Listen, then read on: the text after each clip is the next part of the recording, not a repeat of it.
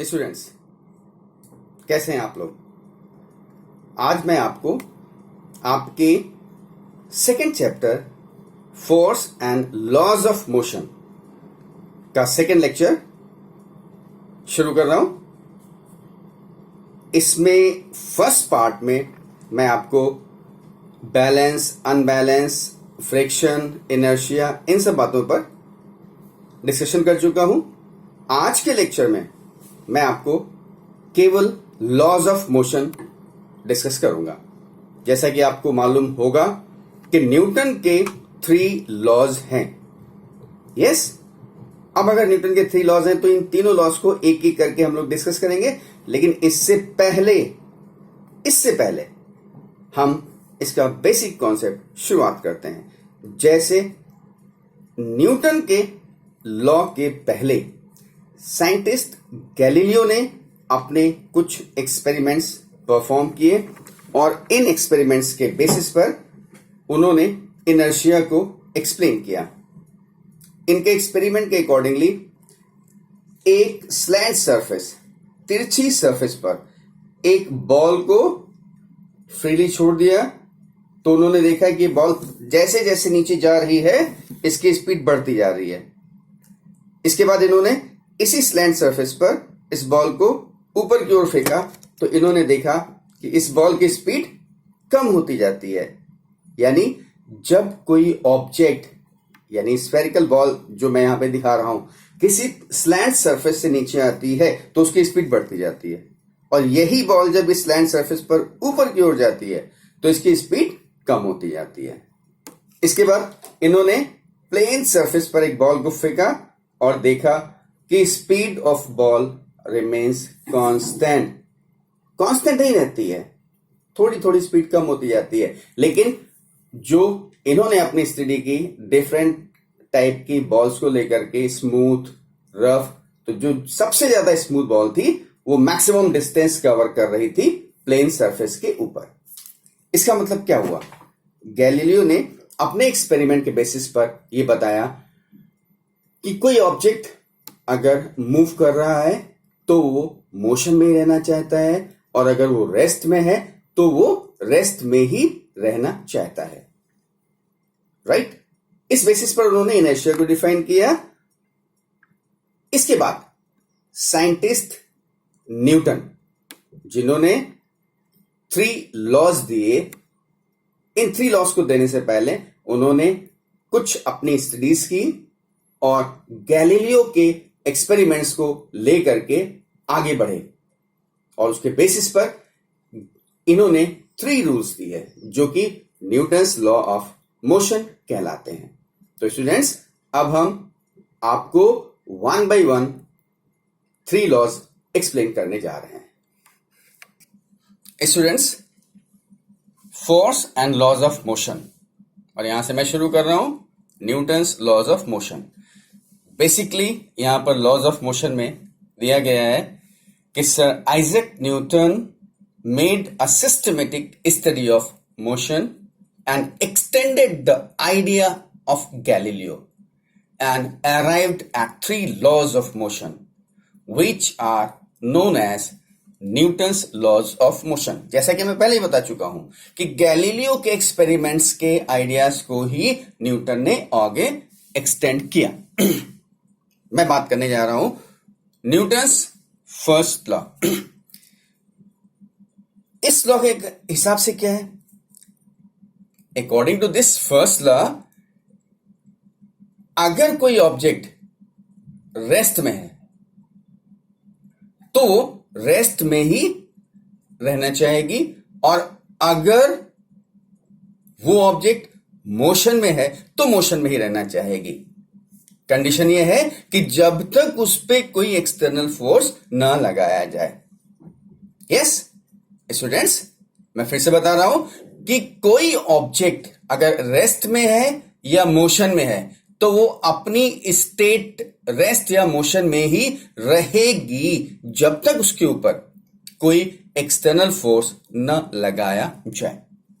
ये स्टेटमेंट हमारा दिया हुआ है कि every body continues in its state of rest or motion, uniform motion in a straight line unless it is compelled by some external force to change that state. उसकी rest की state या motion की state को change करने के लिए जब तक उसे किसी एक्सटर्नल फोर्स से कंपेल नहीं किया जाता तब तक वो अपनी स्टेट में ही रहती है. Clear students? इसका मतलब यह हुआ कि वो बॉडी अपने आप से अपनी स्टेट ऑफ रेस्ट या यूनिफॉर्म मोशन की स्टेट को चेंज नहीं कर सकती. ठीक है ना? जब तक एक्सटर्नल फोर्स नहीं लगेगा तब तक स्टेट नहीं चेंज होगी. इसका मतलब क्या हुआ कि that body itself can not change its state of rest और uniform motion. What is it? इसका मतलब यह हुआ कि उस बॉडी की इनएबिलिटी है. This is the inability of the body to change its state of rest और यूनिफॉर्म मोशन. यस? और आपको मालूम है कि this inability of body to change its state of rest और uniform motion along a straight line is inertia. इसका मतलब हम जिस फर्स्ट लॉ को कह रहे हैं, यानी बॉडी अपनी स्टेट में ही रहना चाहती है जब तक उस पर एक्सटर्नल फोर्स ना लगे, और हम ये भी जानते हैं कि अपने आप से बॉडी अपनी स्टेट को नहीं बदल सकती है, और इस इनएबिलिटी को हम इनर्शिया कहते हैं. इसका मतलब ये फर्स्ट लॉ ऑफ इनर्शिया भी तो कहला सकता है. यस? और इसीलिए Newton's first law is also known as law of inertia. कोई डाउट किसी को? नहीं? एक बार फिर से रिवाइज कर रहा हूं. क्या? कि अगर कोई ऑब्जेक्ट रेस्ट में है तो रेस्ट में ही रहेगी, अगर वो मोशन में है तो मोशन में ही रहेगी जब तक उस पे कोई एक्सटर्नल फोर्स न अप्लाई किया जाए. इसका मतलब क्या हो गया कि वो बॉडी अपने आप अपनी स्टेट को चेंज नहीं कर सकती. ये उसकी इनएबिलिटी है और इसी को हम लोग इनर्शिया कहते हैं. और इसीलिए Newton's first law is also known as the law of inertia. Students, अब हम कुछ एग्जाम्पल्स आपको बताएंगे. Students, first law, Newton's first law का मैं आपको पहला एग्जाम्पल बता रहा हूं. क्या? कि अगर कोई बस में पैसेंजर बैठा हुआ है, बस रुकी हुई है, यानी वो पैसेंजर भी रुका हुआ है, एंड इफ दैट बस स्टार्ट्स मूविंग सडनली, अचानक से मूव कर जाती है, तो क्या होता है? वो पर्सन बैकवर्ड फेल कर जाता है, पीछे की तरफ फॉल करता है. क्यों? मालूम ही होगा कि बस जो पार्ट उस पर्सन का बस के कांटेक्ट में है वो तो चल देता है फॉरवर्ड, आगे की ओर, लेकिन पूरी बॉडी तो रेस्ट में थी ना, तो वो रेस्ट में ही रहना चाहती है, इसलिए पीछे की ओर गिर जाती है. And this is the example of first law. Second rule मैं आपको कह सकता हूं कि जैसे ये कारपेट ले लिया हमने, इसको कारपेट समझ लीजिए, और इस पे जो लेटर्स लिखे हुए हैं ये डस्ट पार्टिकल्स हैं. अब मैं क्या करता हूं, इसको एक स्टिक से हिट करता हूं, तो जब मैं इसको हिट करूंगा तो क्या होगा? ये कारपेट पीछे भाग रही है ना, ये देखिए. When we hit this carpet with the help of a stick, what will happen? ये कारपेट पीछे भागेगी. कारपेट तो पीछे भाग रही है, लेकिन इस पे जो डस्ट पार्टिकल्स हैं वो according to Newton's first law अपनी रेस्ट की पोजीशन में, यानी इसी जगह रहना चाहते हैं. तो जैसे ये कारपेट पीछे जाती है, डस्ट पार्टिकल इससे सेपरेट हो जाते हैं. और इसको हम बता रहे हैं कि dust is removed from hanging carpet by beating it with a stick.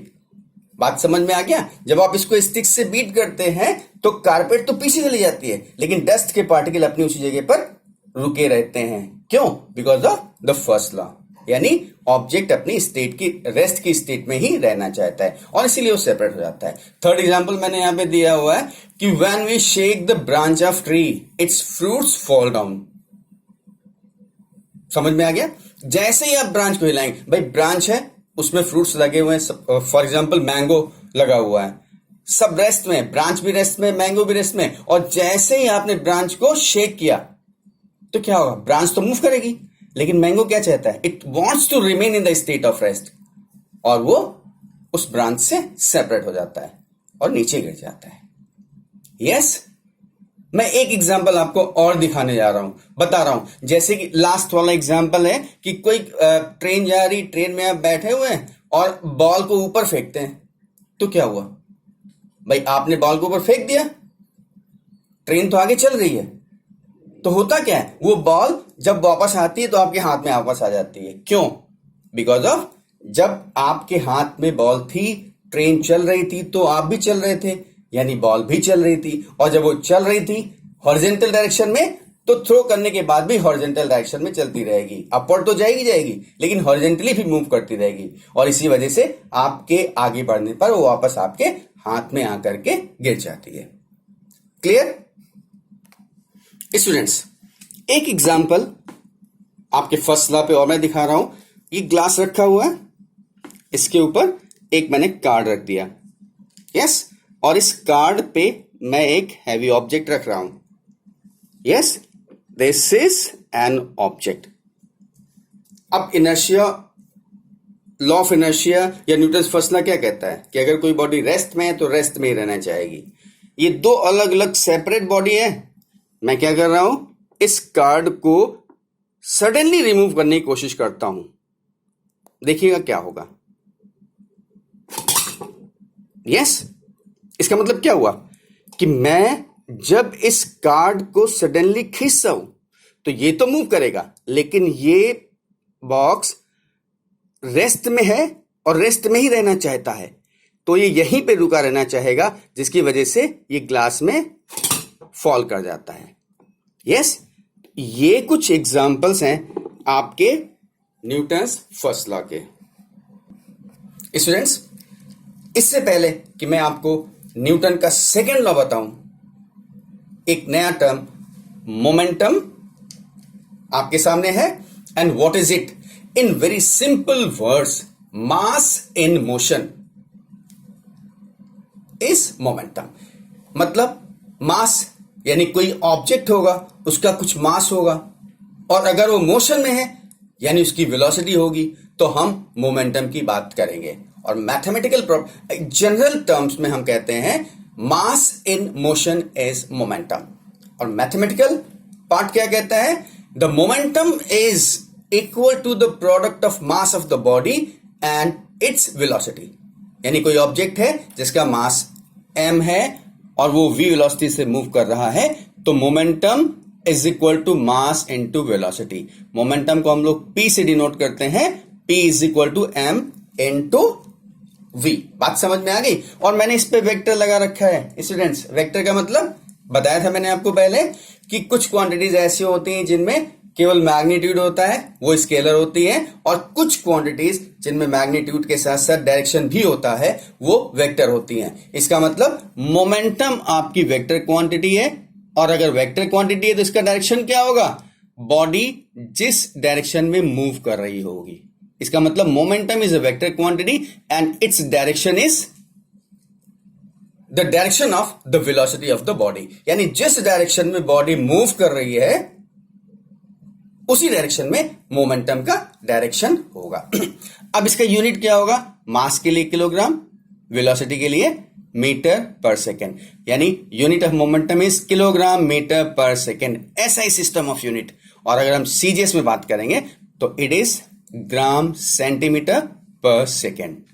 Clear students? Momentum P is equal to M we.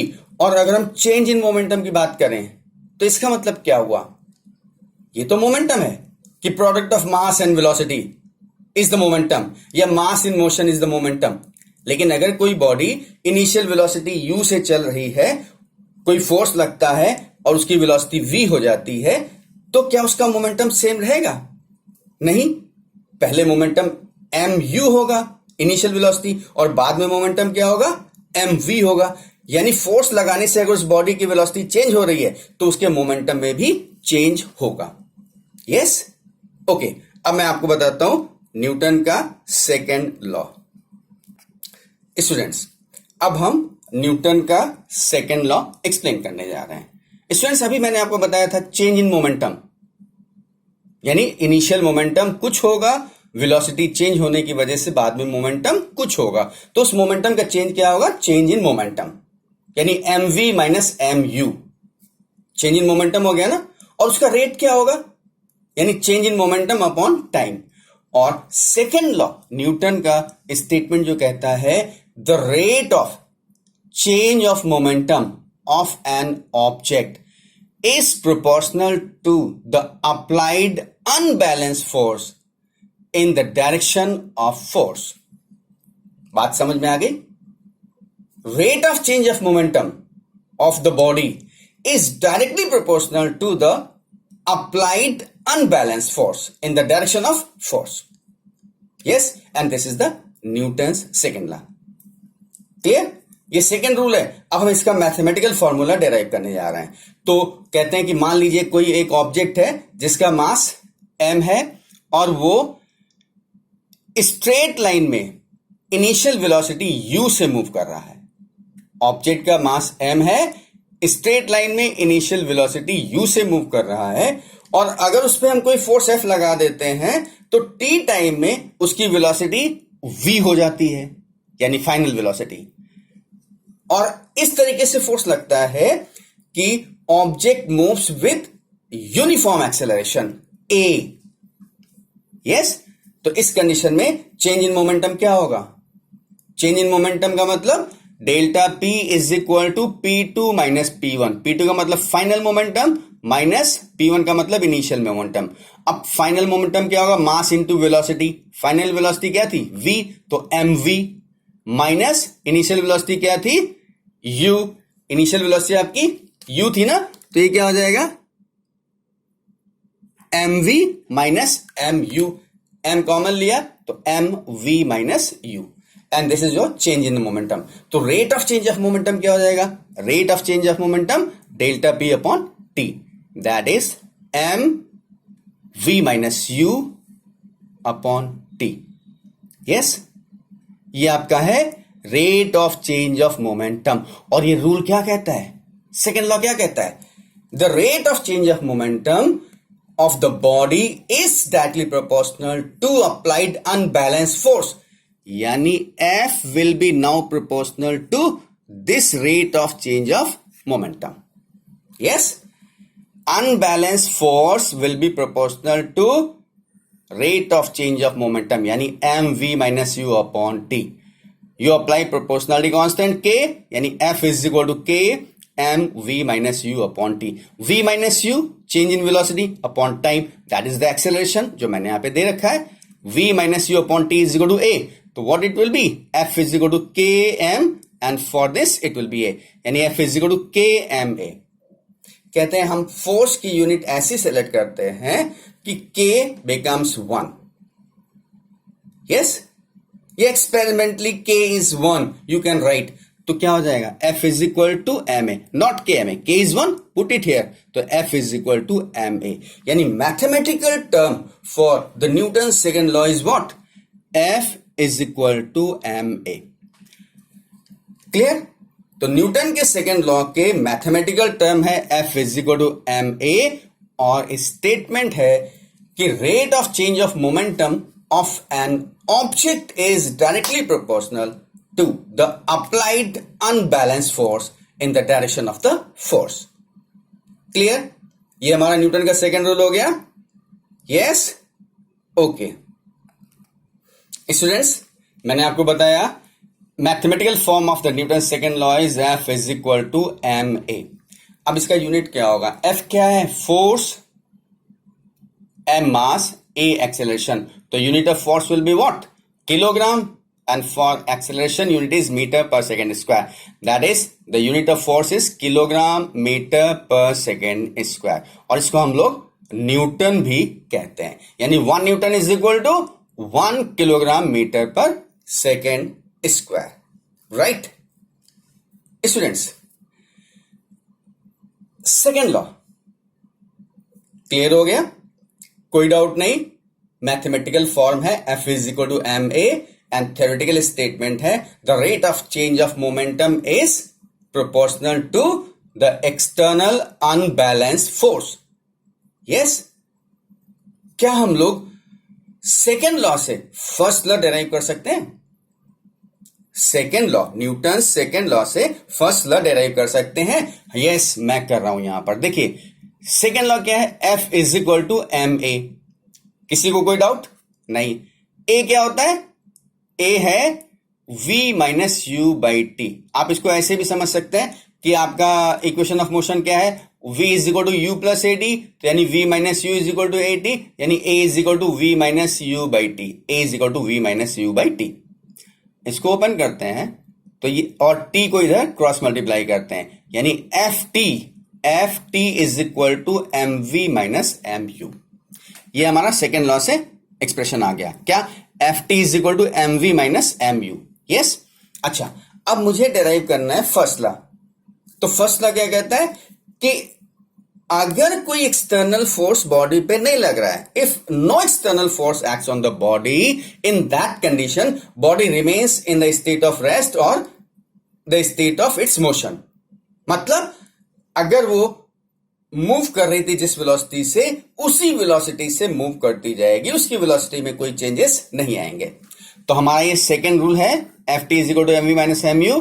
First law derive करना है तो मैं बोलता हूं if F is equal to zero, तो M V minus M U क्या हो जाएगा? जीरो इंटू टी यानी जीरो, यानी M V minus M U is equal to zero. M common किया, V minus U is equal to zero. अच्छा, M तो मास है ना, मास तो बॉडी का जीरो हो नहीं सकता, तो इसका मतलब v minus U is equal to zero, इसका मतलब v is equal to U. और ये क्या है? Initial velocity and final velocity, यानी दोनों वेलोसिटीज क्या है? इक्वल है ना।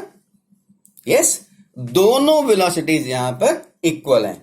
और यही तो हमारा फर्स्ट लॉ है कि अगर कोई एक्सटर्नल फोर्स ना लगे तो बॉडी जिस वेलोसिटी से मूव कर रही थी, उसी वेलोसिटी से वो बॉडी मूव करती हुई चली जाएगी। Yes? So with the help of second law, that is F is equal to ma, we can derive the first law. That is, in the absence of external force, its velocity will remain constant. That is, v is equal to u. Clear? Students, कोई problem नहीं? ठीक है, अब हम आपको last third law की बात करने जा रहे हैं। थर्ड लॉ क्या है? सबसे सिंपल लॉ है, और ये क्या कहता है? To every action there is always equal and opposite reaction.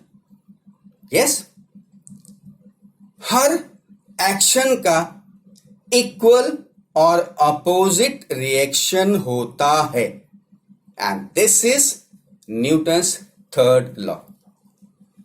इसमें कोई डाउट किसी को नहीं? स्टूडेंट्स, थर्ड लॉ के एग्जाम्पल पहला दिया हुआ है, book kept on a table. मैं बुक की जगह इस बॉक्स को ले रहा हूं, ये बॉक्स है और मैं इसको टेबल पे रख रहा हूं। अब ये न्यूटन के थर्ड लॉ को कैसे फुलफिल करता है? देखिए, ये ऑब्जेक्ट है, इसका कुछ मास होगा, यानी इसका वेट होगा, तो ये नीचे की तरफ फोर्स लगा रहा होगा ना। इसका वेट किधर लग रहा होगा? इसका वेट नीचे लग रहा होगा ना। और अगर वेट नीचे लग रहा है तो इसको नीचे चला जाना चाहिए ना, लेकिन नहीं जा रहा। क्यों? क्योंकि टेबल भी इस ऑब्जेक्ट के ऊपर, इस बॉक्स के ऊपर फोर्स लगा रही है। अब कितना फोर्स लगा रही है? डेफिनेटली इक्वल फोर्स होगा ना, तभी तो ये रुका हुआ है।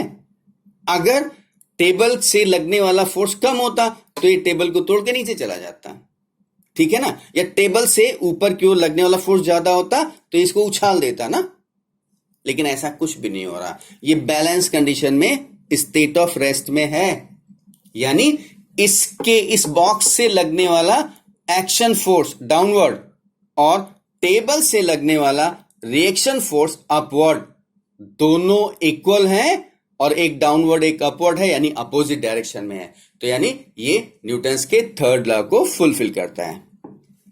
स्टूडेंट्स, सेकंड दिया हुआ स्विमिंग और बोटिंग। जब हम लोग स्विमिंग करते हैं यहां तो मैं नहीं बता सकता आपको, लेकिन आप कल्पना करिए जब कोई स्विमिंग करने जाता है तो क्या करता है, अपने हैंड्स से वाटर को पीछे की तरफ पुश करता है। तो जब उस पर पुश करता है पीछे, तो उसकी बॉडी आगे की ओर चल देती है। या बोट है, बोटिंग कैसे करता है, एक बैम्बू से वाटर को पीछे कट करता है, बोट आगे चलती है। यस, ठीक है ना। तो स्विमिंग हो या बोटिंग हो, एक ही पैटर्न की है, वो वाटर को पीछे की ओर कट करते हैं, पुश करते हैं और बॉडी आगे की ओर बढ़ती है। यानी एक्शन हमारा, हम पीछे की ओर फोर्स लगा रहे थे और बोट रिएक्शन के थ्रू आगे जा रही थी। यस। तीसरा मैंने लिया गन फायर।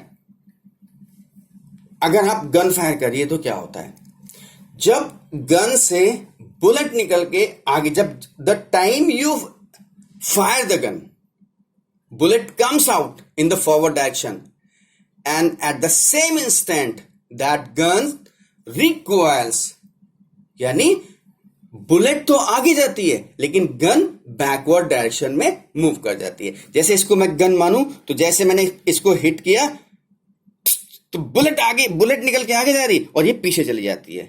बुलेट यहां से आगे भागी, ये पीछे भागती है। किस वजह से? Action reaction. अब इसको डिटेल में उसके एक इंटरनल स्ट्रक्चर को देख करके समझा जा सकता है, राइट। लास्ट एग्जांपल मैं यहां पे ले रहा हूं वॉकिंग का। हम लोग चलते कैसे हैं, और ये भी तो न्यूटन का थर्ड लॉ है। कैसे चलते हैं? जब हम आगे पैर रखते हैं और पैर रख करके अर्थ को प्रेस करते हैं और प्रेस करके बैकवर्ड डायरेक्शन में प्रेस करते हैं। आप अच्छा कभी करना, आप खुद करिएगा। आप अर्थ पे पैर रखिए और नीचे की ओर नीचे दबाइए, तो क्या आप आगे बढ़ेंगे? नहीं। अच्छा, पिछला पैर भी नीचे वही रखा दीजिए, तो बढ़ेंगे नहीं। तो आप क्या करते हैं, पैर आगे रख करके पीछे की ओर पुश करते हैं और जो आपका पैर पीछे की ओर है, जो लेग पीछे है, उससे अर्थ को पीछे प्रेस करके तब आप आगे चलते हैं। यानी हम अपने दोनों लेग्स की हेल्प से वन बाय वन अर्थ पर बैकवर्ड फोर्स लगाते हैं और जिसके रिएक्शन के तौर पर हम आगे की ओर बढ़ते चले जाते हैं। यानी हमारी वॉकिंग भी एक्शन और रिएक्शन यानी न्यूटन्स के थर्ड लॉ का ही एग्जाम्पल है, ठीक है। और एक हम नॉर्मल सी बात कहते हैं कि आप क्लास में बैठे हो तो एक्शन रिएक्शन अगर आपको देखना है तो आप अपने बगल में कोई एक फ्रेंड बैठा हुआ है तो उसको एक कस के स्लैप लगाइए, तो क्या होगा? ये आपका एक्शन है ना। तो रिएक्शन क्या होगा? वो लड़का, वो फ्रेंड आपका घूमेगा और वो घूम के एक स्लैप आपको भी दे देगा। बराबर हो गया ना। आपका एक्शन उस बच्चे के ऊपर और ये उसका रिएक्शन आपके ऊपर। लेकिन ये एक जनरल सी बात थी, ये न्यूटन के थर्ड लॉ में अप्लाई नहीं होती है, स्लैप लगाने वाली बात। बाकी ये चारों एग्जांपल्स न्यूटन के थर्ड लॉ में आते हैं, स्लैप लगाने वाली बात न्यूटन्स के थर्ड लॉ में नहीं आती है। अच्छा, अब एक और एग्जांपल देता हूं। ये बॉल है, मैं इसको छोड़ूंगा, नीचे जाएगी, यानी ये फोर्स लगाएगी नीचे। कहां? टेबल पे। तो क्या होगा? अब टेबल इस बॉल पे फोर्स लगाएगी और जिस फोर्स से ही ये बॉल ऊपर लौट करके आएगी, यानी एक्शन डाउनवर्ड। इस बॉल से टेबल पे फोर्स एक्शन है और टेबल जब बॉल पे फोर्स लगाएगी तो बॉल ऊपर आएगी, वो रिएक्शन होगा। अब आप इसको देखिए, ये देखिए, बॉल नीचे जा रही और ये वापस आ रही है, तो ये एक्शन रिएक्शन। हाँ, ये अलग बात है कि बॉल जिस हाइट से नीचे फेंकी गई थी उतनी हाइट तक नहीं आती है। उसके और कुछ कारण हैं। लॉस ऑफ एनर्जी, जो कि साउंड के फॉर्म में आपने देखा था, टक से आवाज आई थी ना, तो जिस एनर्जी का कन्वर्जन हो रहा है साउंड में, हीट में, और इसीलिए क्योंकि जिस यहां पर हाइट इस हाइट पे है तो इसकी कुछ एनर्जी है, पोटेंशियल एनर्जी, और जब ये फॉल करेगी तो ये कन्वर्ट हो जाएगी काइनेटिक एनर्जी में और टकरा करके वापस आएगी। तो जब टकराएगी उस समय इससे एक साउंड प्रोड्यूस हो रही है और कुछ हीट प्रोड्यूस हो रही होगी, जिसकी वजह से इसकी टोटल यहां की एनर्जी में लॉस हो गया। तो इसीलिए इस हाइट से जाने के बाद अब ये केवल थोड़ा सा कम हाइट तक आती है, फिर अगली बार जाएगी तो थोड़ा और कम आएगी, फिर अगली बार जाएगी और कम आएगी, और ऐसे लॉस करते करते फाइनली ये रेस्ट में आ जाएगी। यस, तो this was the Newton's third law. और स्टूडेंट्स, आज मैंने आपको न्यूटन के तीनों रूल्स बताए, एक बार फिर से इसको रिवाइज करता हूं। फर्स्ट लॉ कहता है कि अगर कोई बॉडी रेस्ट में है तो रेस्ट में रहेगी, मोशन में है तो मोशन में रहेगी, जब तक उसके ऊपर कोई एक्सटर्नल फोर्स ना अप्लाई किया जाए। ठीक है। सेकेंड लॉ कहता है कि rate of change of momentum is directly proportional to the applied external unbalanced force. ये सेकेंड लॉ है और इसका मैथमेटिकल फॉर्म क्या है? F is equal to ma। और इससे पहले मैंने आपको मोमेंटम बताया था। मोमेंटम क्या है? मास इन मोशन, यानी कोई ऑब्जेक्ट जिसका मास m है, v वेलोसिटी से मूव कर रहा है, तो इन दोनों का product m into v momentum होगा। यस। फिर हमने आपको सेकेंड लॉ से फर्स्ट लॉ बताया, जो कि सामने दिया गया है। It is very simple. F is equal to ma, a की वैल्यू रखी, F अगर 0 कर दिया तो हमको v is equal to u मिल जा रहा है, यानी एक्सटर्नल फोर्स न लगने की कंडीशन में इनिशियल वेलोसिटी और फाइनल वेलोसिटी सेम होती है, और लास्ट में action is equal to reaction. Thank you, God bless you.